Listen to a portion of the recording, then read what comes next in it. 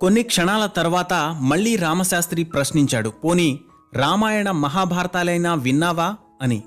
అందుకు కూడా మౌనంగా ఉండిపోయాడు పడవ నడిపేవాడు. వెంటనే రామశాస్త్రి, నీ జీవితమంతా వ్యర్థమైపోయింది.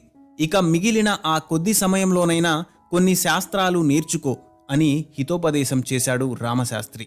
పడవవాడు తన అజ్ఞానానికి చాలా పశ్చాత్తాపం చెందాడు. అవమాన భారంతో తల వంచుకున్నాడు. ఇలా మాట్లాడుతూ ఉండగానే ఆ నదిలో పెద్ద తుఫాను చెలరేగింది. ఆ చిన్న పడవ పెనుగాలిలో ఊగసాగింది. పడవవాడు చేతులు జోడించి రామశాస్త్రితో, శాస్త్రిగారు, ఈ పెనుగాలికి నా చిన్న పడవ ఏ క్షణంలోనైనా మునిగిపోవచ్చు. వెంటనే పడవను వదిలి నీటిలో దూకి తప్పించుకోవాలి.